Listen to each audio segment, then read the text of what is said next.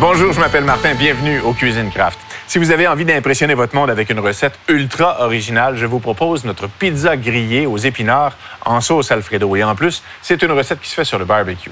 D'ailleurs, première chose à faire, c'est de préchauffer le barbecue à feu moyen. Toujours important de préchauffer selon la température adéquate en se fiant à la recette et particulièrement dans ce cas-ci. Donc, feu moyen. Pendant ce temps-là, je vais faire chauffer une tasse de sauce Alfredo 3-4 minutes dans une casserole à feu moyen jusqu'à ce qu'elle soit bien chaude. Et on va remuer de temps en temps.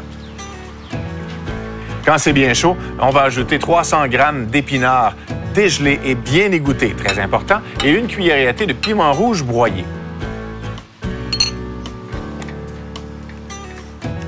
Et quand c'est bien mélangé, on retire du feu et on couvre pour garder la chaleur.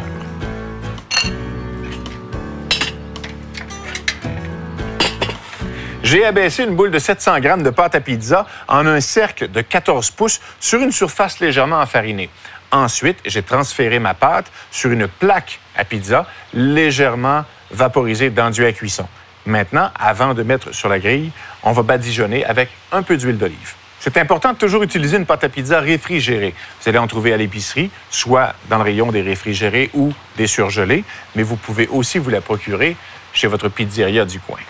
On va maintenant placer notre plaque sur la grille du barbecue pour la faire cuire pendant 5 minutes.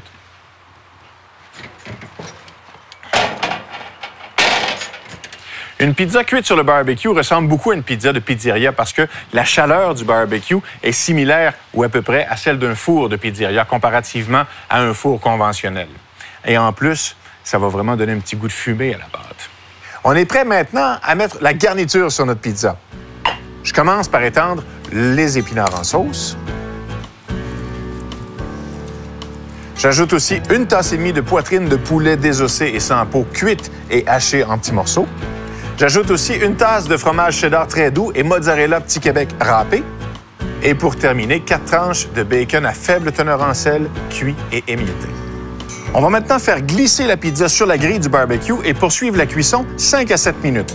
Vous auriez pu aussi garnir la pizza directement sur la grille du barbecue, mais assurez-vous d'enlever la plaque préalablement. Le secret de notre pizza, pour qu'elle soit bien croustillante, c'est de faire cuire la croûte comme on a fait avant de la garnir. De cette façon-là, elle ne s'imbibe pas avec les ingrédients humides de la recette.